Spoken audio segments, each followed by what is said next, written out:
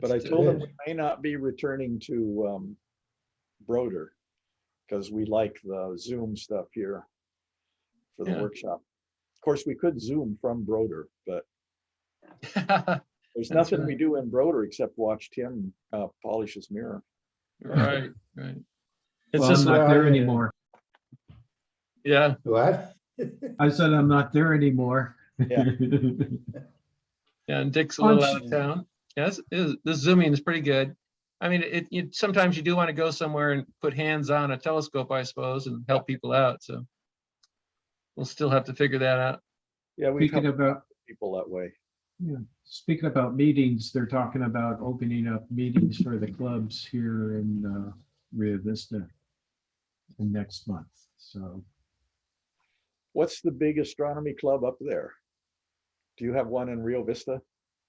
just in the trilogy, and we had 85 emails, but only about between 10 and we've had 25 show up one time or another. That's good. Are you talking? What about your club, your Windy Observatory Club? That's what I'm talking about. That's Usually about between 10 and 25, in the high teens usually, winter time when people go to bed early.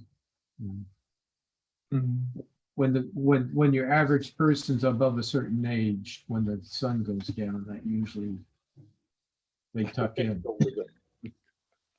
Well, speaking of observatories today, we announced to the residents here the observatory that we will be opening up in the fall. And I'll tell you, it got a lot of positive response. I mean, it was really, I mean, as one of my sons would say, people got really amped. It was pretty amazing. And so everybody's really, not everybody, but a lot of people are really excited. So next week, I just did a brief presentation. Next week, we're going to have a larger meeting that may go on for however long it needs to, half hour, an hour, where people can then come and ask all their questions and express their concerns and so on. And then, and now we had to raise money, and we are now just about $3,600 from our goal. Oh, excellent. And the total amount that we had to raise was like over $14,000. So that doesn't include the telescope. That's because Jackie and I are donating that. But for the building of the dome and all that, so we're just about there. Hey, Bob. But, yeah. Bob, if I give you $100,000, will you put my name on it somewhere? Oh, of course. You can have the whole plaque. That actually is what we tell people. If you donate, your name will go on a plaque, which will go on the observatory. So very good. We tell people that. So anyway, it's fun. I'm really excited about it. I think it's something that's going to impact positively our community here. You know, I think living here, these people, many of them have had very responsible jobs and have done very well, and they're now here in their last years. And so giving them something like this is a welcome change from some of the other activities around here. This is going to be more challenging for them intellectually. And I've stressed that you don't have to know about astronomy to enjoy this.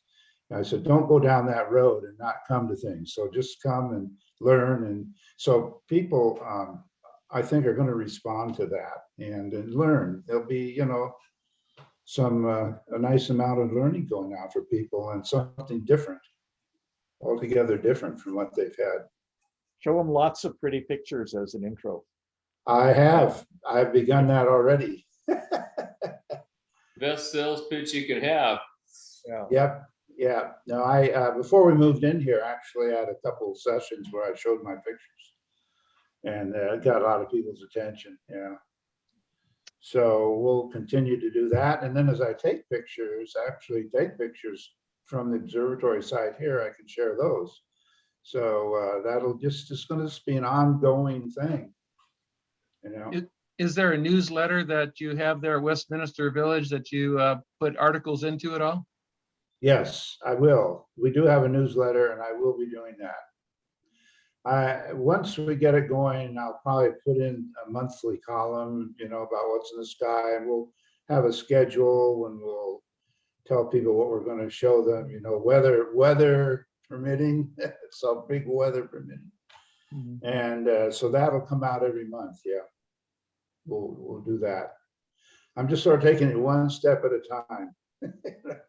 Thing is to get it operating, functioning, and particularly, another thing that happened, I explained to them that we'll be using this sort of cutting edge electronics to produce the image from the telescope, from the video camera to a TV set in a nearby lounge room, so that people with in wheelchairs can observe and watch. And I got a big hand of applause for that, because a lot of times people in wheelchairs just kind of get left. And so we're making sure that everybody gets a chance to see what the telescope will do. Good planning. And of course, this new observatory, the 10-foot one, and I'm really not getting the next dome. Next dome's a good observatory. It's just too small for us, but getting the 10-foot one, and I think Mike was really encouraging us to get the 10-foot diameter one, will allow people and walkers to actually go inside and walk around. Okay. So, Hi, Bruce. It is it's very crowded inside with just an SCT and a German equatorial mount. So yeah, did the right choice. so this cost us more money, but it looks like we're just about there. Just about got it. Yeah. So anyway. Hopefully you'll catch Jupiter and Saturn when you get it first going there. Yeah, that's my hope. That'd be a great way to start out, you know, in the fall, and they'll be up there. So showing people that those are winners, you know. People love to see those, particularly through the eyepiece. We should be able to do the eyepiece. I think by then it will be safe to use the eyepiece. So we'll do that, you know. But then what will be fascinating is watching the ATAC cameras develop galaxies on the TV screen. Oh, they're all sitting there and watching, see these images form. I think that'll fascinate people. It's fascinating to me to watch it every time I see it. It still is. So Bob, you had a book that you wanted to review for us? Yeah. Just quickly, I thought you guys would be interested in this. This is a book that I came on in Santa Barbara. Somebody gave it to me. I can't remember who gave it to me, just how I came on it. But it's called An Introduction to Astronomy. It's written by a professor of astronomy at the University of Chicago, published in 1925. And so it's, you know, it's almost 100 years old and it's still in pretty good shape. But it's fascinating because the whole section on nebulae, galaxies, clusters, and so on, particularly more distant objects. This is a 525-page book. 20 pages is all that's devoted to that area, which just shows you just the lack of understanding and knowledge. And what's really interesting is what they say about galaxies, what the writer says about galaxies. And in those days, there was a lot of thinking that galaxies were created by the close approach of two large stars in our galaxy. In other words, these objects were not realized to be external to our, they're not extragalactic, they're in our galaxy. This is before Hubble showed us for sure that that the Andromeda was a distant island universe. So there's this stuff written about this, and it's just fascinating about how they believe that stars came together and created these galaxies. Let's see.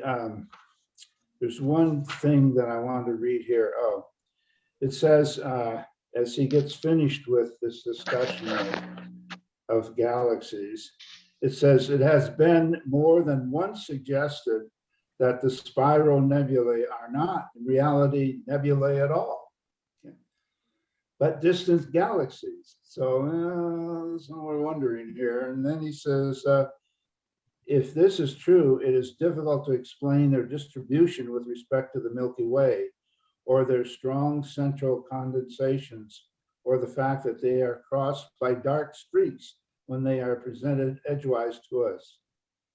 So there is this thought that they may be beyond our galaxy, but it doesn't fit into our current thinking. And the lesson I take away from, yeah. Who's the author? Okay, the author is a guy, Forrest Ray Moulton, Moulton, PhD, from Professor of Astronomy in the University of Chicago and Research Associate of the Carnegie Institution of Washington. And, and this was one of the texts of the day. Mm-hmm. And so the thing What's the copyright? This book was issued in 1925. I'll be darned. But it was first written, it goes all the way, the original first one was 1906. Okay. Yeah. And then it was copyrighted again in 1916, but then it was republished, went through several printings, so it was a popular book. And the last printing was January 1925. Yeah. And, so what part of astronomy did they consider the most important? Did they apply the most words to or pages? Double stars? what part? Planets? Well, there's a big section. As you look in the table contents, okay, there's a big section on Earth, and then in the rotation of Earth, celestial sphere, that kind of thing, constellations, there's a discussion of time, then the moon, solar system, planets, there's quite a section on the planets, comets and meteors, and then the sun, there's quite a big section on the sun, and the evolution of the solar system, which be very different from our ideas now, I'm sure. And then at the very end, there's a section, section 4, called the nebulae, and that's 20 pages. Okay. So Do they have now anything? Do they have anything on relativity in there? Because Einstein indicated in 1917 or 1919. yeah, good question. I don't see anything offhand, Jerry, just Okay. perusing it here. It's Well, didn't more Einstein- what has been observed. Didn't Einstein publish his general relativity in around 1915? He published it in 1917. Okay, so it's, And that was when they had the solar eclipse that showed the stars being out of position by just the amount. yeah. That was- Eddington. That was about 1919, and so he was pretty well established after that. Yeah, so this book Yeah. hadn't taken in yet some of that. I mean, it's not formally written about anyway. And 1925 was when Hubble first resolved Andromeda into stars. Yeah, right.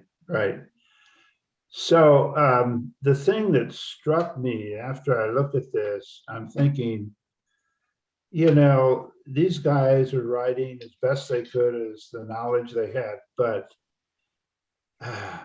look at what's happened in 100 years. Yeah. it's I mean, it's just unbelievable. And look behind me. That's the Andromeda Galaxy that I took with my 11-inch scope. And here's the Andromeda Galaxies pictured in the book. That's taken with a 24-inch reflector. And probably a at 3-hour Yerkes. exposure. Yeah, the ISO of really the long. film is probably 100. Yeah. At best. And so here, you know, you've got 11-inch scope that has far, far more resolution and detail than a scope, you know, many, many more times.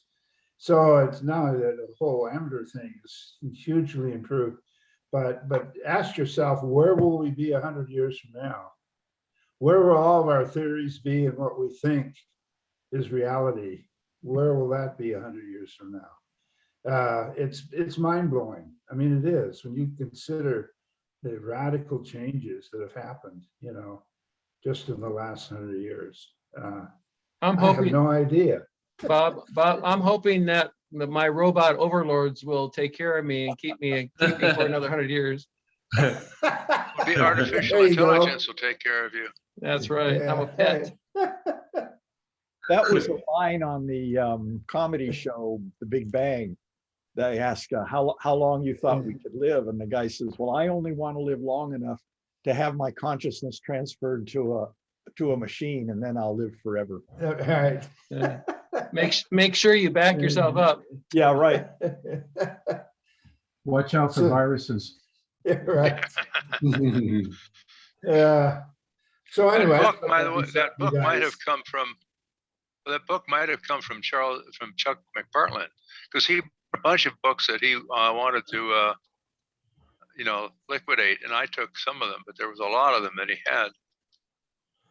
Maybe Chuck did give it. I can't remember, Bruce. I don't remember exactly how I came on this. Don't worry about it. But I realized that this is book nearly 100 years old. I'm going to hold on to this because this is, you know, of historical value in astronomy. Anyway, By the way, is my audio came up now? sorry. I said, is my audio breaking up now? Yes. A little bit. I'll put the microphone a little closer to my nose. It's It's a right here. little, it seems better. Well, I deleted a bunch of apps that I don't use. My laptop, my tablet was saying it's getting low on memory. It only had 180 megabytes free, which I think is ample, but I got rid of a bunch of stuff that I could care less about. Well, And, now your voice is not breaking up. It's fine. It's a lot better. Okay. Yeah. Yeah, it's good.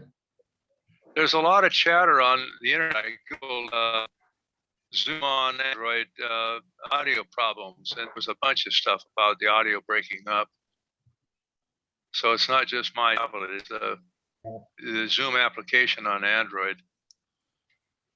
Oh, You're pushing the limits of a Fire tablet. That's not a lot of power there.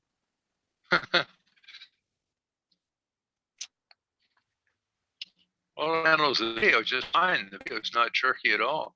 Mhm. So let's go to this little comic here, just that Jerry sent on. Just Oh, yeah. MC Escher. Yeah. People can't get out of the Mobius loop in Chicago.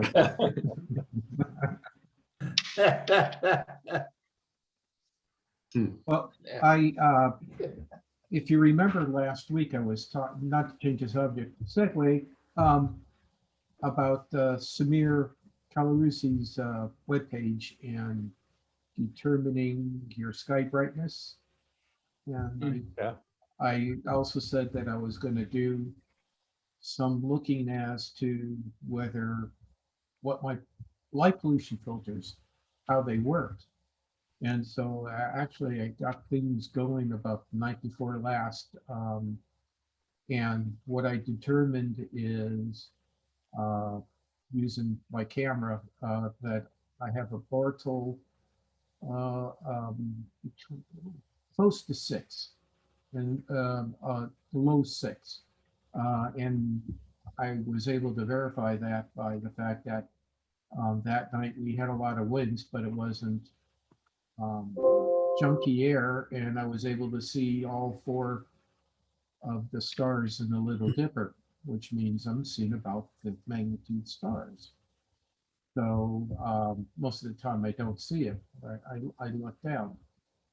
And then what I did was I took a bunch of pictures that went from 1 second all the way up to 128 seconds with the light pollution filter, and took a look at what the effects were. And I can show you what they did, and I can tell you the filters I used.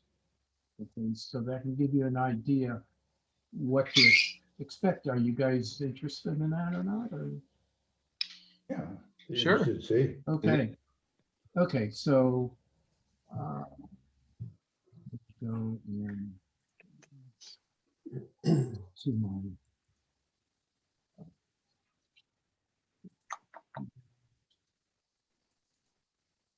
a whole second. I need to go and share it first. Okay, second.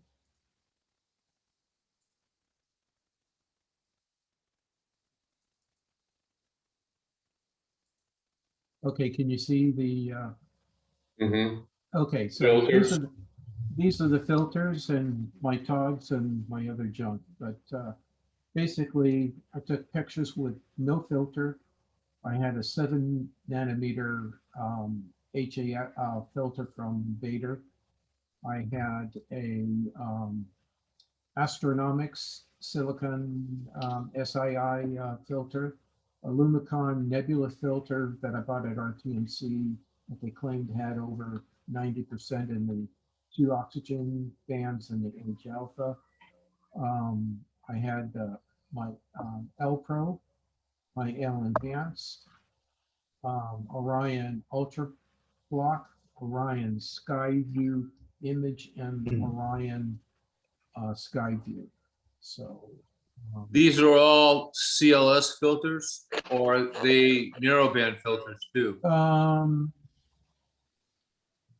only one narrowband, which is the H alpha. The other ones, well, Okay. maybe the silicon is relatively Yeah, you narrow. had silica, yeah, or sulfur. I think. Yeah, if I go, Doubly ionized, yeah. yeah, it doesn't say the Okay, oxygen, 490, yeah. 501, and okay, so 94% premium RTMC. So let me try and get to where I want to be. All the way at the bottom. Something that we do this easily.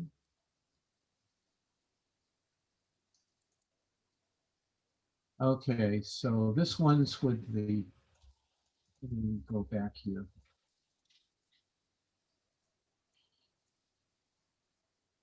Okay, this is no filter. This is Cygnus. Okay, you can just barely take care of it. At the 7 o'clock is where the North American nebula it is, and Alberio is at the other end. So 7 o'clock, that's not past twilight yet. no, I meant rotation. Okay. Yeah, rotationally. Okay, so here's my H alpha, and as you can see, hardly any light gets to it because I was using a 5D unmodified. But really close up, you could see the North American nebula. So in a case like this here, hold a second, let me do another thing on here. Oh, yeah. Okay, whoops. Okay, let me see if I can bring this up at the same time. Can you see the histogram? Whoops. Can you see the histogram at the same time? Kind of cover. Could you pull it out a little bit? Pull it out a little bit. Okay, See hold a better second. because it's in the way of the. It's in the way of the I know.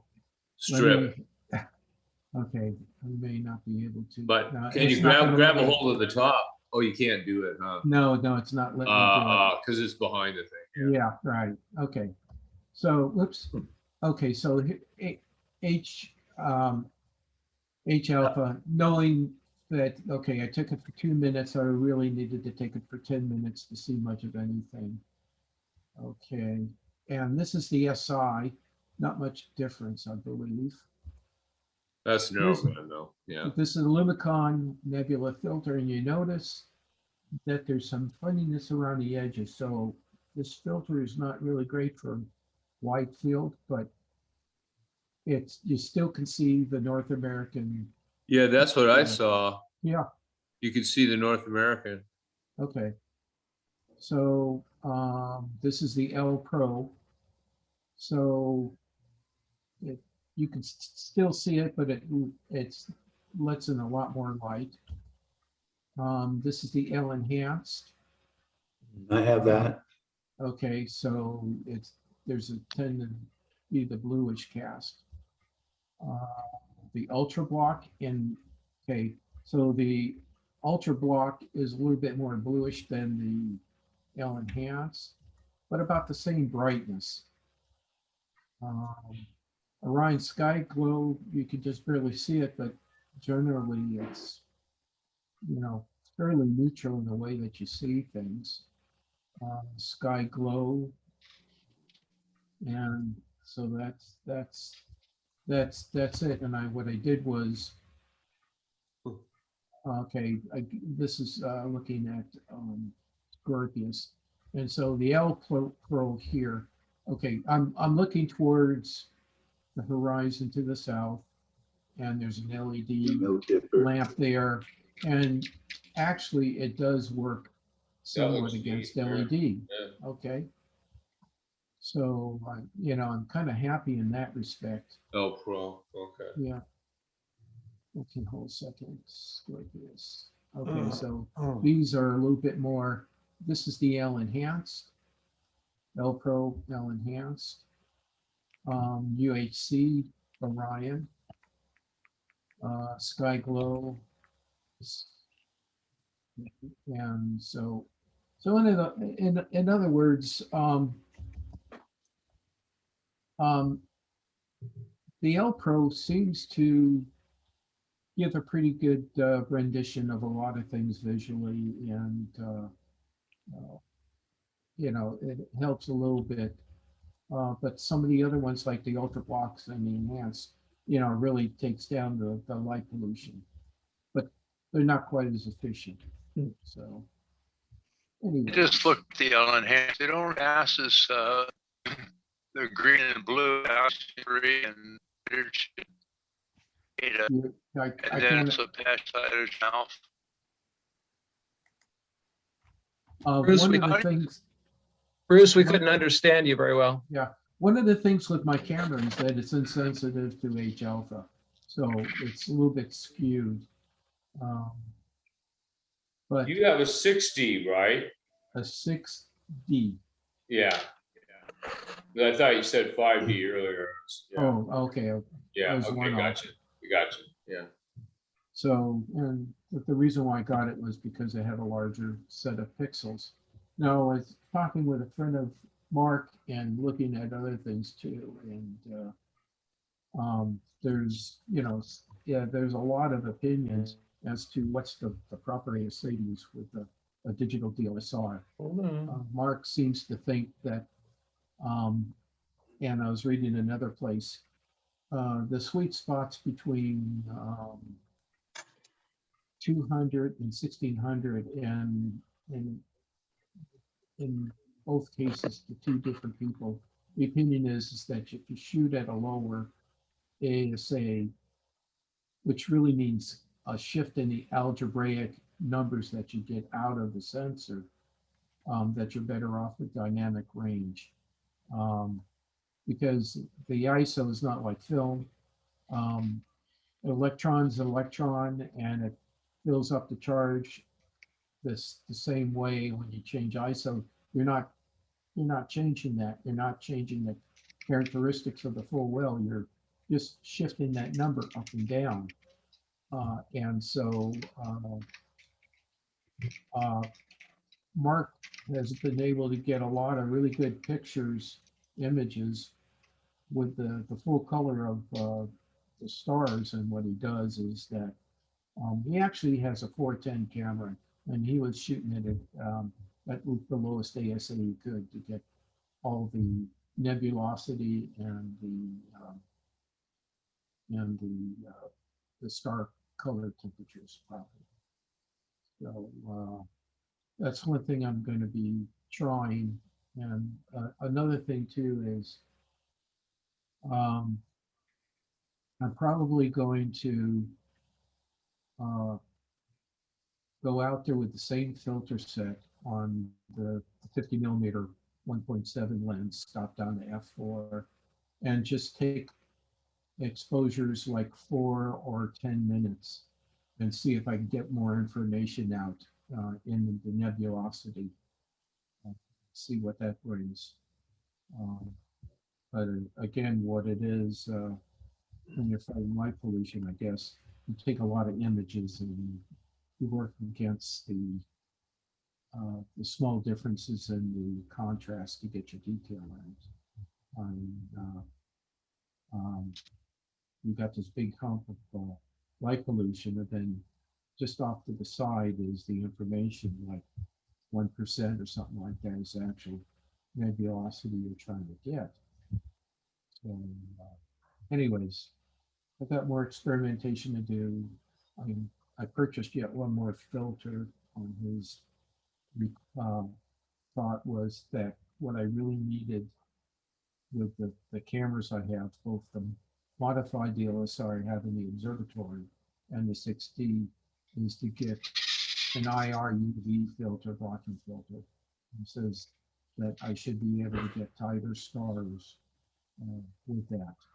And so we'll see on that. I guess he uses So that all the which time. filter do you think gave you the faintest stars?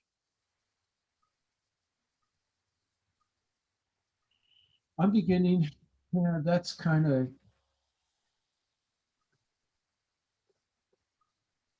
I think the L Pro. I'm off the top of my head without, if I go, whoops, let me go back to sharing here 1 second here.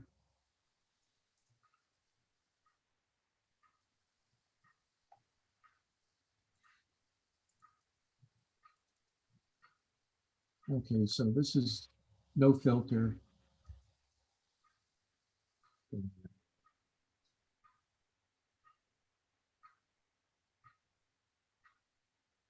Okay, that's Sky Glow.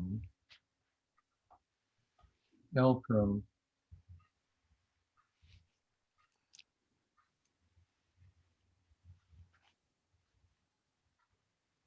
You know, it's a toss-up. And no filter, theoretically, with no filter and taking many exposures, you should be able to get the most out of it, I think. With stars, because, you know, stellar stuff, I mean, stellar images are a lot easier than the nebula. In this case here, with a normal DSLR, it looks like the ultra block or the enhanced gave the best American nebula, but only in the bluish part. You know, really what I needed to do was to use a camera with the infrared. Well, I think I'd rather drive to a remote site than deal with filters. Yeah, except for me, it's a long distance. You guys are, all you have to do is go over the hill, you know, the lake, and you won't have to worry about as many campers because there's no water in the lake. I think. But that's right. Those of us who, well, we have it mounted in the observatory. We have no choice. We've got to work with filters. Yeah, and the cameras I have, ATEC, that I've been working with, it's really complicated because you have these algorithms that stack the pictures, and filters do sometimes give them the really odd colors because the camera has a color correction in it, so you get some very strange colors. So I just started really experimenting with that before we moved over here. So I want to continue to do that. But one thing I found is that with these cameras, that when you put a filter on, it really increases the amount of exposure time to Well, yeah. get the same amount of detail. So what I would do is things that are up by the zenith, where you're not looking through, a lot of atmosphere, not using any filter at all. And then as I get down toward the horizon, where you're going through more stuff and there's more color, start experimenting with different filters and see what ones work the best, give me the best image. But it definitely increases exposure time. I think the L Pro increases the exposure time about twice. The L Enhance more. The Ultra Block about the same. And, Yeah. So, but Yeah. if it's to get out some of the nebulosity, you're not going to be able to get. Again, with the light pollution, you need to. You're fighting with this. The square root of the number of the pictures to get you a better signal to noise ratio. And so I was reading somewhere where the guy did an experiment. He needed 16 times more exposure in the city than he did in other communities to get the same signal noise ratio. Yeah. Well, I'm with Jerry. If you really want to get good images, head to the dark skies. Yeah, you can get there. But you can't get up there easy when you, my situation now. I got some stuff. I'm sorry. No, I was I'm watching a done. YouTube video last Yeah. night where the brought a chart of your camera, a whole selection of cameras, 20, 50 cameras. And the thing is surprising, it got best images not at the low. So often there's like 1,600 in terms of noise. I thought I've been trying to find it back here, but I can't find it. We weren't able to hear you. Can we try a little experiment? Can you turn off your video and talk, and then talk? It could be a bandwidth issue. And All right, well, I'll try that. How do I turn off the video? Usually it's a pull down thing. Usually there's a mute and then stop video. This one here, okay. Stop video, okay. There you go. Okay, now And now talk. stop video. Did it make any difference? No, No. Still bring up? no. Before, when you were clear, you had the microphone down by your left cheek and then near your All mouth.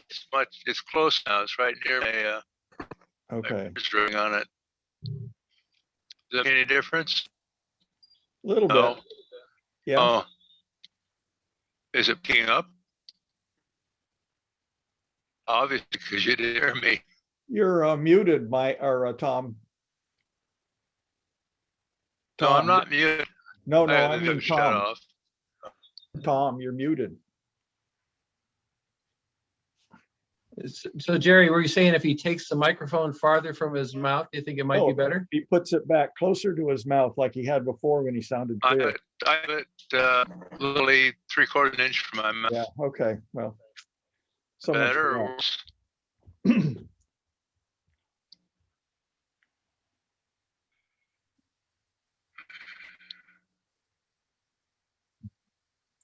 I can share some stuff.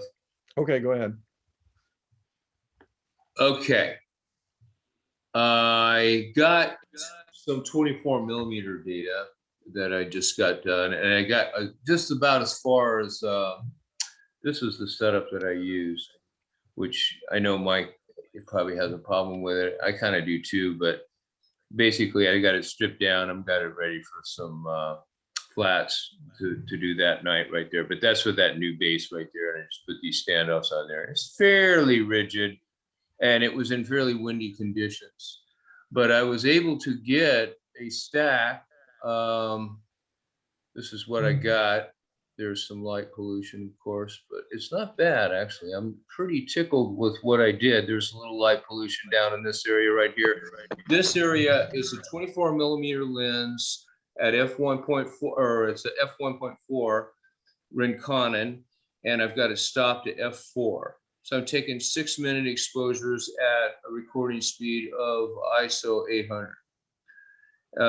And that's a stack of 20.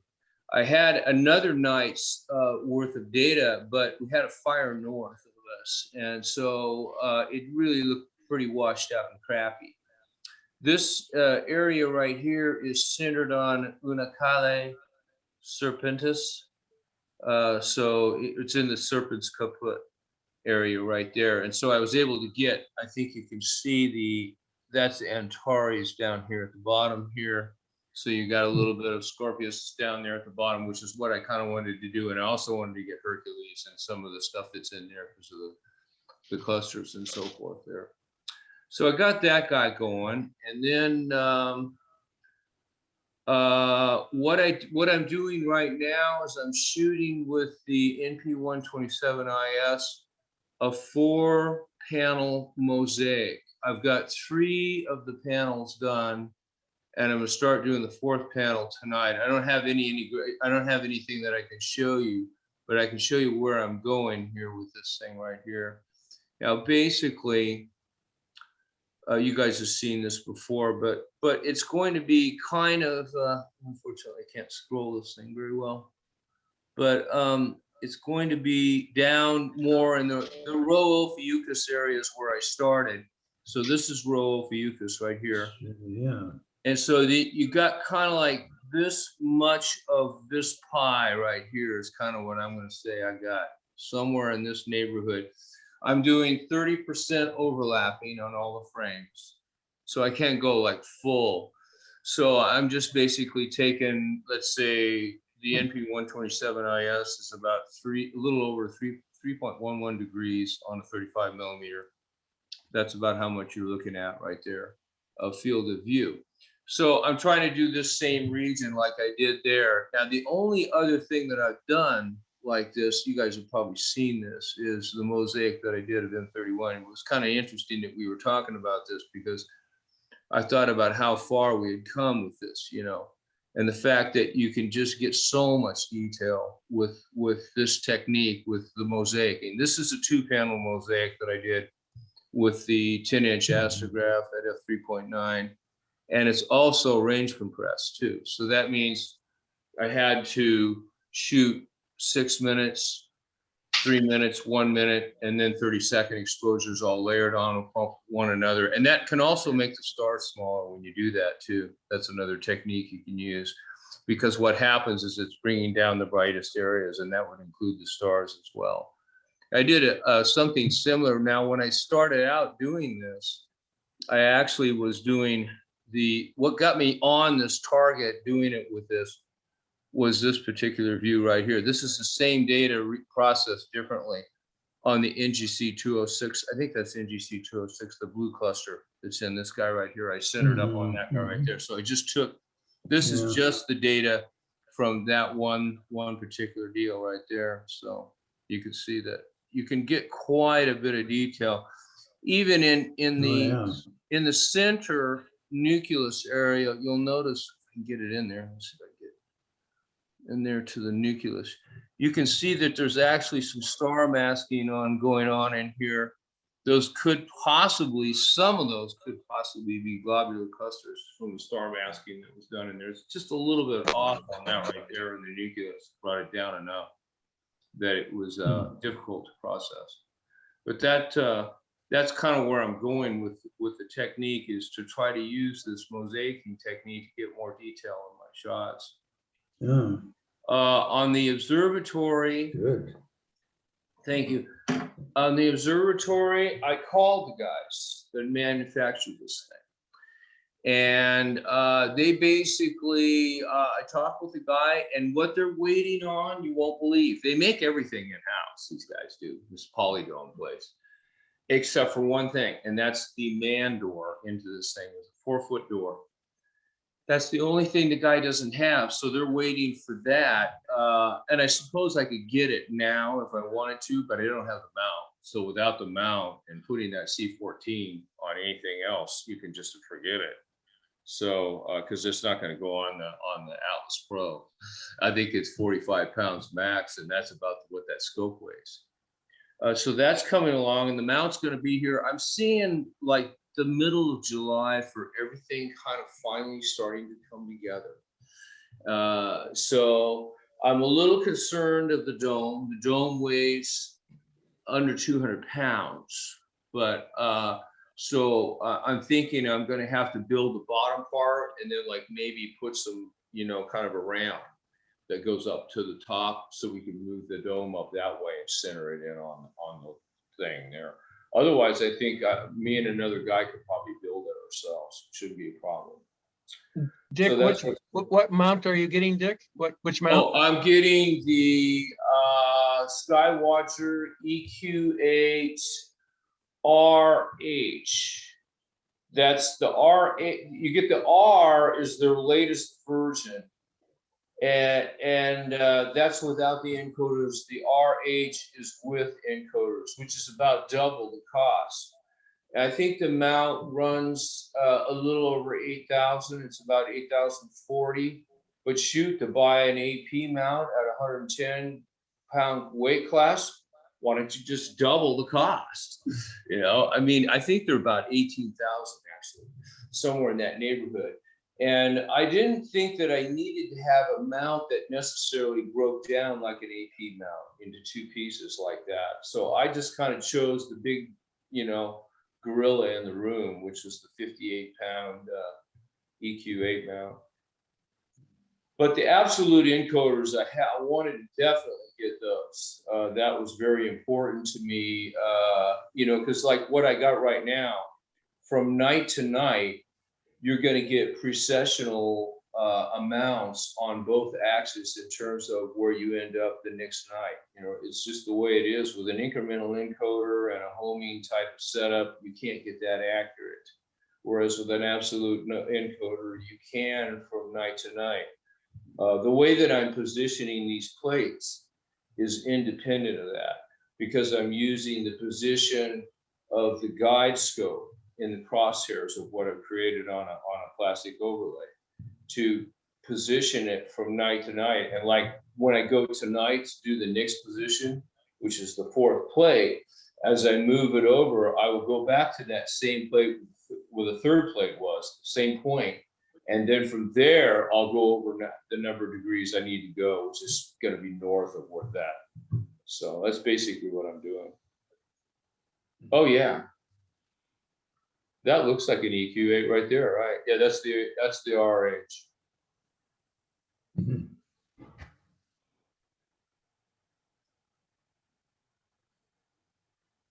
Which is basically the R with absolute encoders.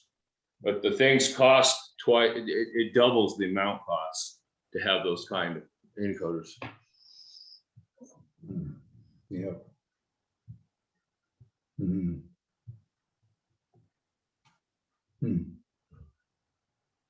It's a lot more precise.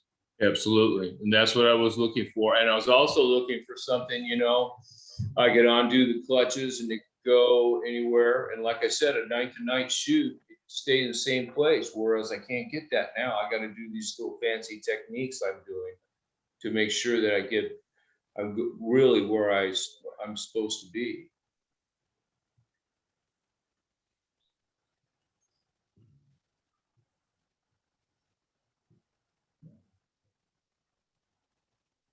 So I'm there. I'm moving in on it. I think this next month will be the month where everything is going to start coming together. I wish it was sooner, but Yeah. Well, it just takes time to get everything put together, I'll tell you. We've gone through that patience drill here. And so I've got to contact Jerry at Home Dome and just find out how their production scale, line is going to make sure they are still able to deliver the first part of August. So I'll find out. I'm going to do that this week. Find out where we are. Mhm.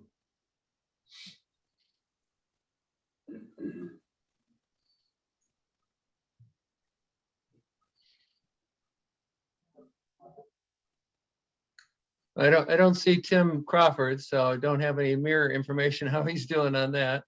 Thought he might show up, but I guess not. Hank is at the Grand Canyon, so he's nearby. Oh, that's where he's at. Yeah. Okay. He's at the party up there, at the star party? There's some sort of star party in that area, I guess he went to. Yeah, there is. Yeah, The north side of the Grand Canyon. yeah, right. Yeah, a lot cooler up there. You don't have the heat you have here. Mhm.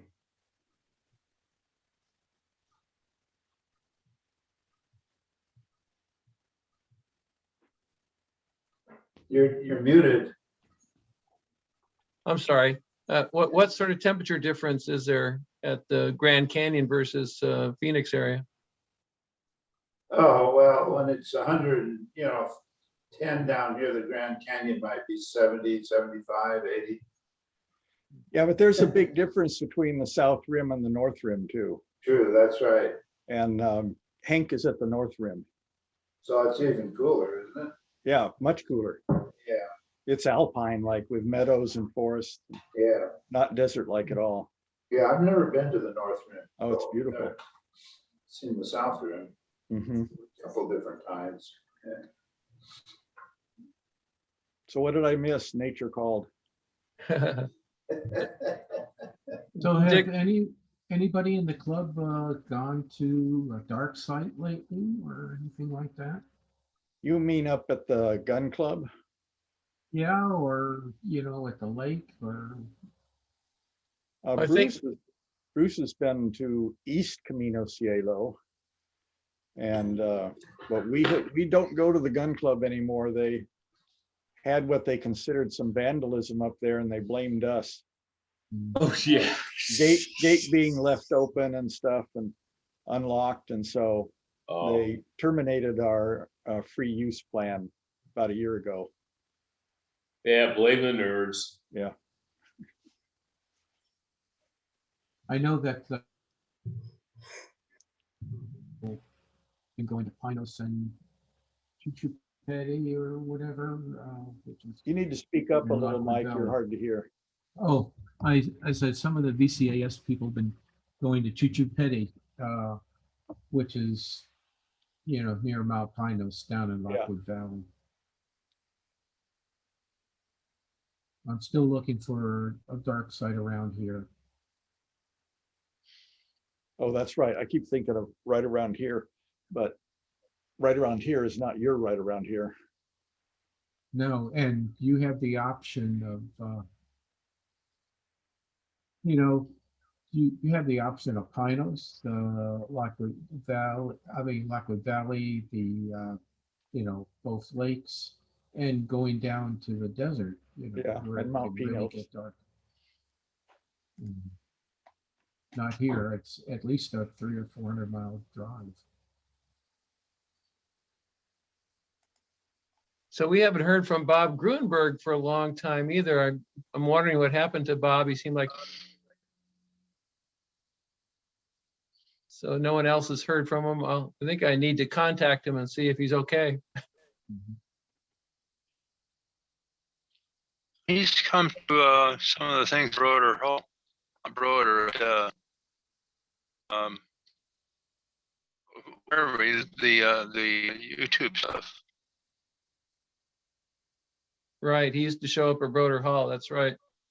But I mean, I've been watching the YouTube videos on the Astronomical Club and refurbishing scopes and all that other stuff. So it's gone from an in-person meeting to in Zoom meeting. Boy, Bruce, we're just having a really hard time understanding what you're saying. All right. I'll just mute it. Sorry about that. I wish it was clear. I'm sure you'll figure it out. You know, I was having, as you guys know, I was having a terrible time here until I got another router here, and then I got this new computer. And I don't know what all made the difference, but I have hardly any trouble anymore. Good. Occasionally I have problems, but so I own the new computer processes better, faster. I don't know, but anyway, I'm thankful it's not dropping out. So frustrating. Now, I was listening to Tech Guide today, and you know, a lot of people have issues with Zoom, with the internet connections. You weren't alone. How far is your microphone away from your lips? Oh, that's very clear. Okay, I put it right next to my face. Yeah. It's better? Yeah. Yes. 1, 2, 3, 4, 5. You can hear all that? Great. Most of it. You missed. Oh, We missed half of 4. all right. Yeah, maybe the sensitivity of your microphone is, if you have any break, if it doesn't detect any sound, then it turns off and turns back on, turns off and turns back on because of the sensitivity of the microphone. So having it really Could well close. be. I don't have any microphone volume adjustment. I don't have any settings I can go to. You know, it might be a lot of these systems, they put noise cancellation in. And what it's doing is it's cutting out any audio on your end. And in effect, it kind of breaks up the communication. Sometimes can do Well, that. this could well have audio cancellation because it's got a hole on the back side of the microphone and a hole on the front side. Now, that was very clear. It's better. Yeah. Is there a squelch on your a squelch setting on your mic that might be cutting in? On mine, I have no settings at all. Okay. Well, it's definitely better, Bruce. Yeah. Just keep it real close to your mouth. Don't move. All right. That's good. It's like the old rabbit ear TVs. Don't move and don't breathe. Well, Bob, we went up East Camino Cielo on last Friday, and the seeing was just incredible. There was overcast down below, so it cut out the lights of Goleta, and there was no wind, 0 wind. And boy, I just enjoyed it all over the sky. Unfortunately, Chuck Schuler doesn't want to stop as late as I do, so I didn't get a whole lot just to do photography, but we're going to go up next week, and hopefully it'll be equally good. By the way, I got a line in 1 minute of arc on my Atlas Pro mount. Well, that's the thing I find all times, you know, when I do alignment and it's way off, it might be a degree off, something like that, and I can't get well aligned. I go back into factory setting, set the mount to factory settings, which makes it all of these little tweaks that I put in, and then you do the star alignment, and it just comes in, go right in. Then when I ask you to go to something, look at the eyepiece, and there it is, right in the middle. It's pleasing. Bruce, you had a little bit of breakup on that time, but It's still improved. it was 90% perhaps. Yeah. Well, how's that? It's right next to my lips. Okay, that's good. All right. Bite the mic off. I think you might want to put it down your throat or something. Oh, really?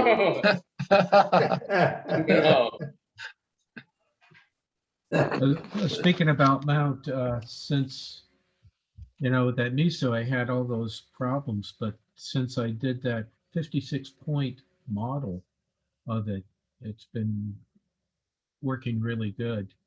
And I actually got I don't know if I said last week, I got the next dome operating with the rotation. It's a little off still, but so I'm making progress on that. Good. What is the 56 points that you're talking about? You said you did a 56 point something or other? Oh, model. Star Um, line. model. Yeah, yeah, the SciTech Misu, it's, two companies putting together a hybrid. Um, uh, you generate a pointing model.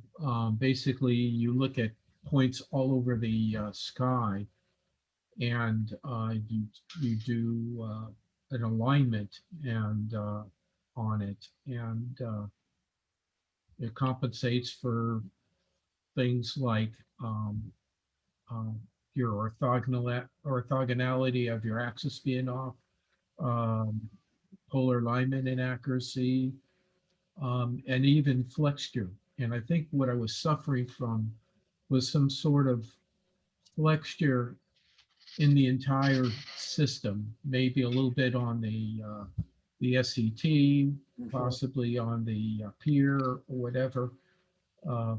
But it kept improving as I kept making the model more and more points. Yeah. Mike, I'm not sure. Because Mike, Yes. Crow has something like that. It's called pointing accuracy enhancement, PAE.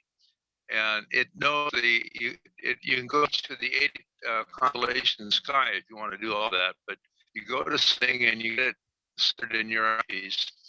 Then you go to PA enhancement and you do it. So now it remembers the correction it needs for that little 188th chunk of the sky to get exactly where you want to go. Yeah, Yeah, it works well too. yeah, that's basically what you do is you start with the first star, and then you go to the next one, and then you do the correction, and then we hit a alignment, and then it remembers that, and then it kind of gives you a sort of like an RMS pointing error and maximum error, and I could just see it getting better and better and better. Normally they say, well, you only need 16 points to get the entire model, but it was not even getting me on the chip as far as the CCD. And so at 56 points, I'm probably off a couple arc minutes or something like that, maybe 3 or 4 at the most. And with the That's gonna take you a long time. yeah, but guess what? Yeah. Once you do it and you don't change anything, it's there. And you don't have, you're not gonna do it again. No, and I've been using it for the last 3 months, and it still works really well. And when I have to do it again, Now it's going to be one of those nights. You can take your scope to other locations with same corrections in place, and it works. No, Now that's No. my problem. I don't go to the same place. I go all over the place. yeah, That's why I want to reset the factory settings. It wipes all that stuff out, and then my pointing accuracy is quite good. could be part of the pointing issues that you don't have a really accurate polar alignment. My polar alignment is very accurate. I use the in the Orion mounts, you put in your latitude, longitude, time of day, elevation, and it tells you the position that polarity should appear on a clock face. And when I look in my north alignment scope, there is a clock face, big one. So it tells me polarity should be at pick a 9:55, 9 p.m. I have no, I can put it that fine right where it's to be. And if I do that, and then I do a 3-star alignment, generally my alignment is better than 4 minutes of arc. But on Friday night, I managed to get 1 minute of arc.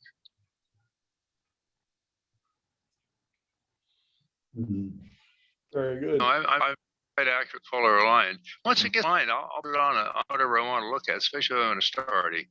And it just stays there. It doesn't move. It tracks it. did you say 1 minute of arc or 1 second of arc? Or I'm 1 cent of arc. 1 second, yeah, that sounds long. Yeah. 1 second of arc, yeah.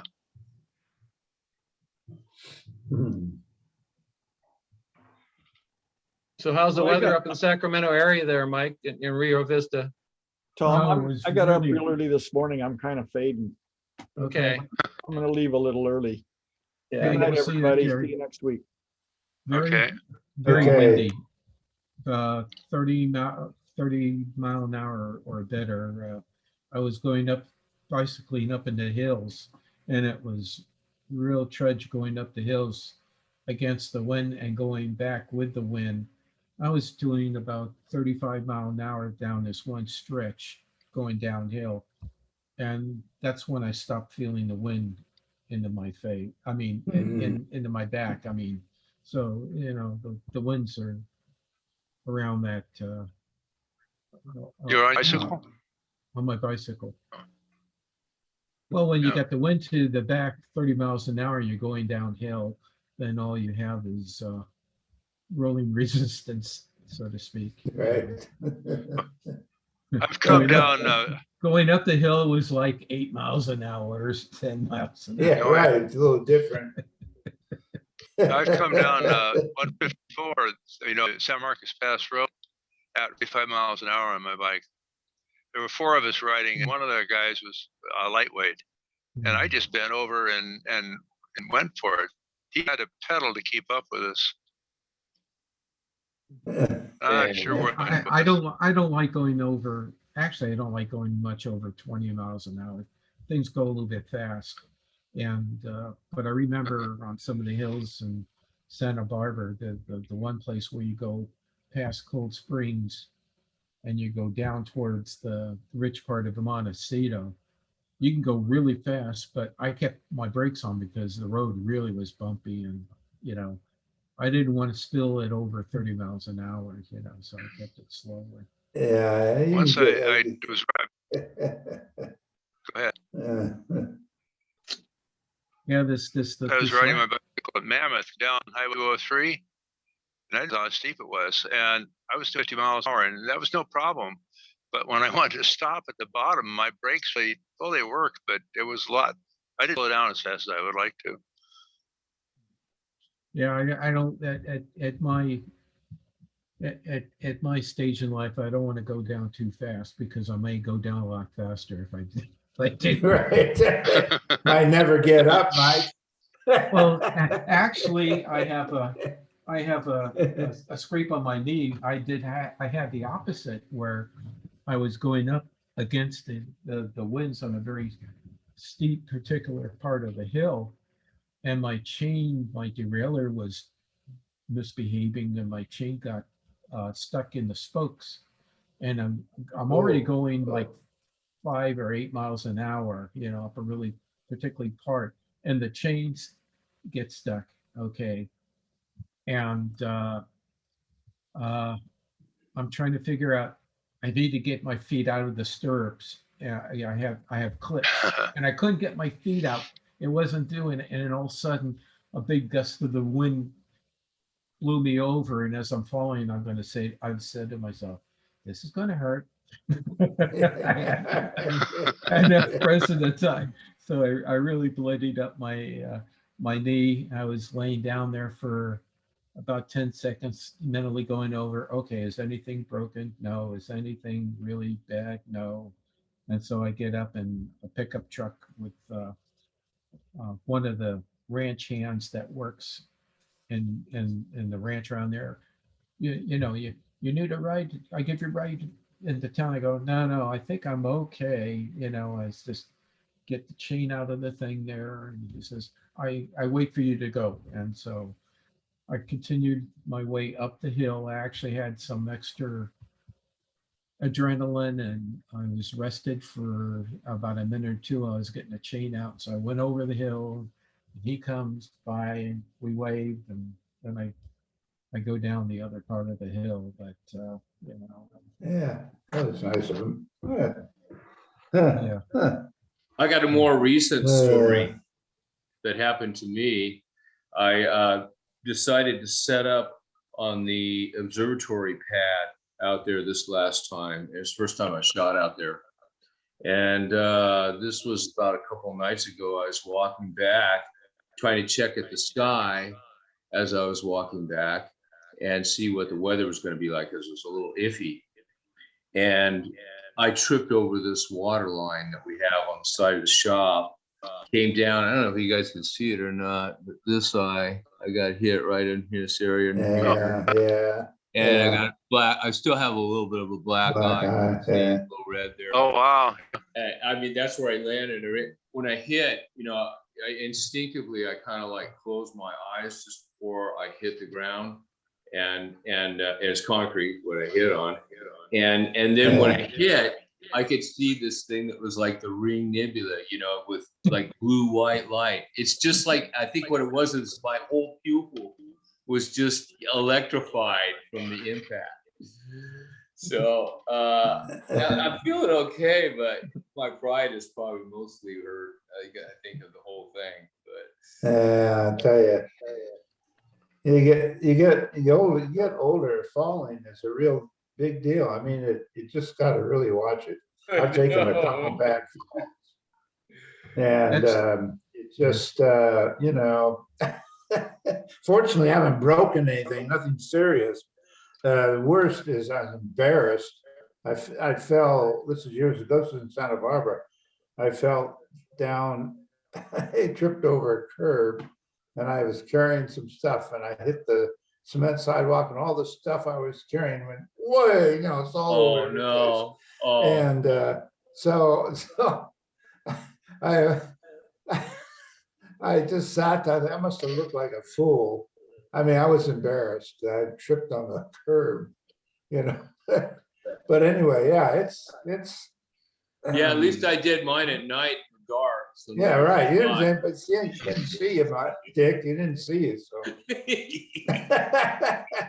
Actually, no one saw me either. I got up and looked around. There wasn't anybody. Nowadays, there's cameras everywhere, so you gotta watch out. Right. But the bike thing, is you get going really fast. That can be a little scary if you lose control of it. Because sometimes you can't get stopped in time. Somebody pulls out in front of you or whatever. And Too many times I've been going along and there's a way to pull out, and they'll look at me, look back, and all of a sudden look at me like, "Where did you come from? I have a SBAU jersey on." You're yeah, there. yeah, They're already looking for another car. You're not a car. You're just not there. yeah. I Yeah. have flashy lights on. And even then sometimes they don't see Yeah, it. I have shoe lights. Yeah. Right. Yeah. The one thing Yeah. that I have to watch out for around here are farm dogs and cat and livestock.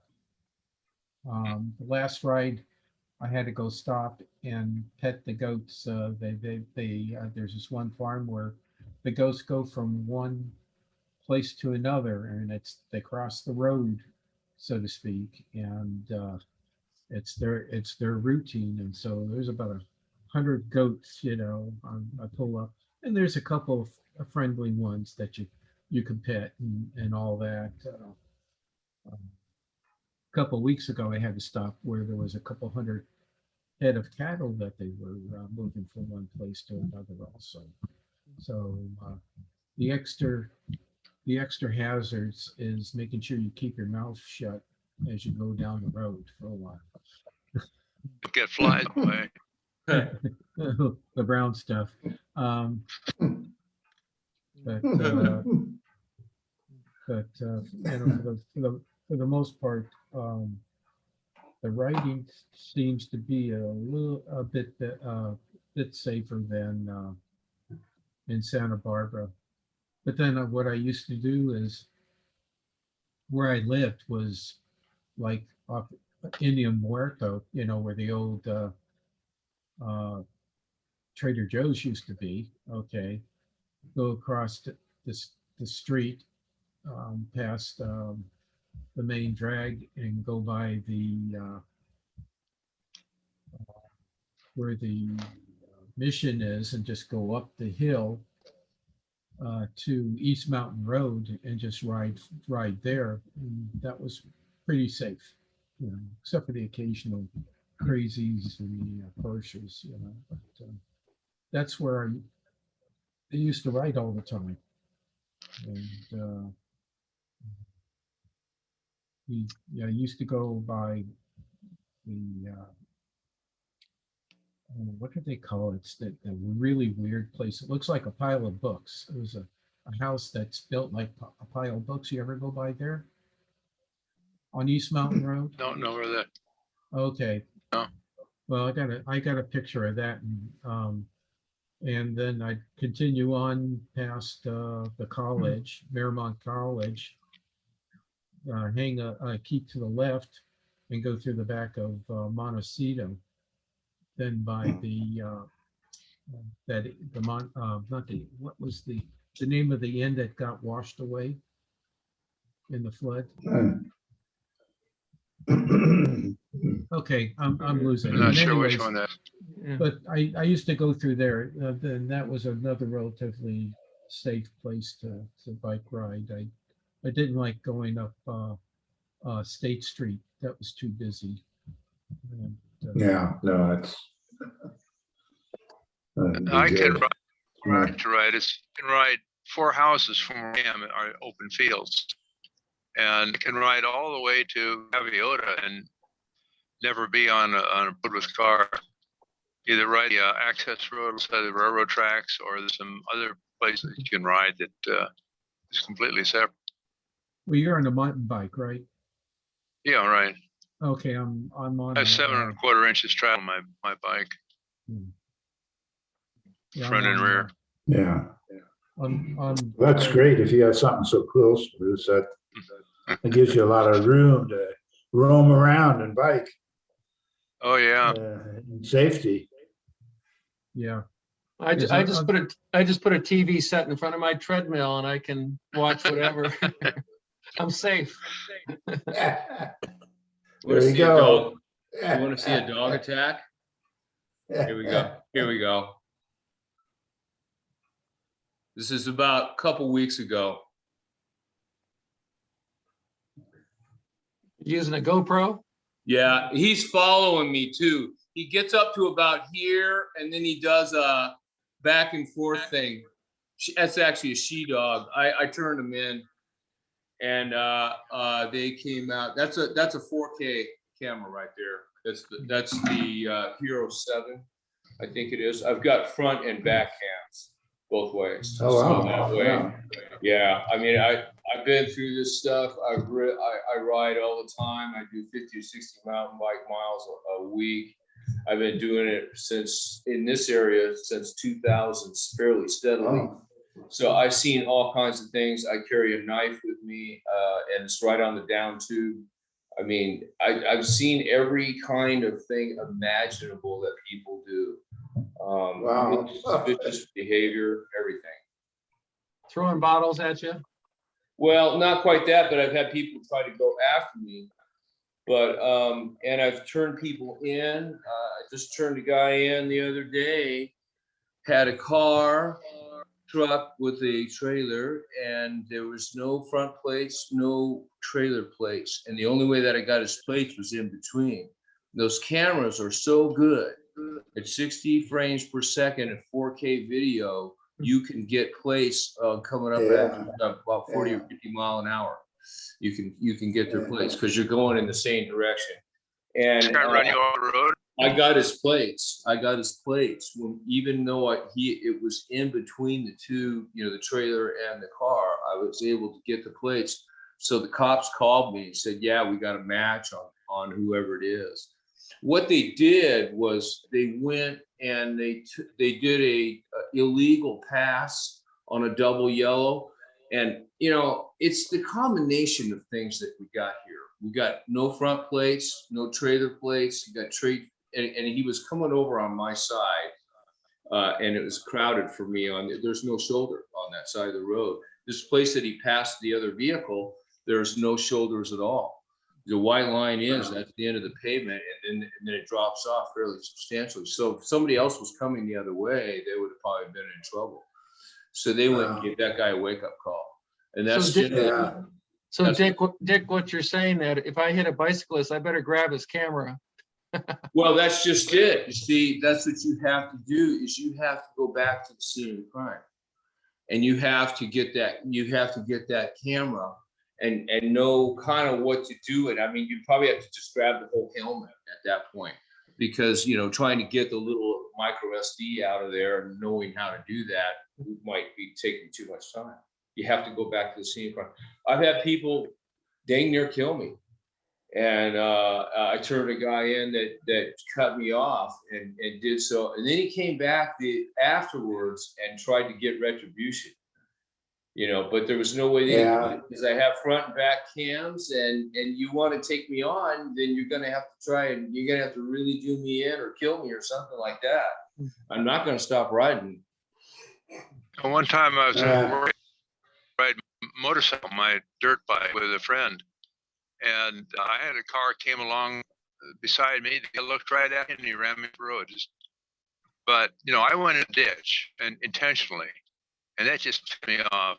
I came back out of I had, you know, the steel-toed boot on, and I landed it as hard as I could in his passenger side door, big dent in it. Ooh. Back to the ditch.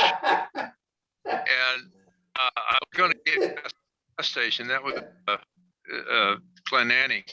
And pulling station, and I stepped, so my bike's between he and the guy is just had his hand up and trying to poke me in the chest, talk to me. And I asked, the service attendant came out 3 separate times, asked him to call the sheriff. And I told the guy, I said, I'm going to be arrested for attempted murder. And he finally come down, and I said, you're smart, go get in your car, in hall, and you will leave. And he thought about it and left. I mean, he looked right at me and then turned the wheel and ran me off the road. Yeah. Well, I mean, it's scary sometimes. That's road rage is really, you know, you just never know someone's going to pull a gun on you and start shooting. That they caught that guy that looks like Rasputin that shot that little kid in LA. Yeah. Yeah, it's you just don't know. I mean, there's a lot of crazies out there on the road. So it looks like we're getting out of time here. Yes. I expect you guys to have some new astrophotography to show next week. So, Hopefully I'll have a mosaic I can show you. It's all weather dependent.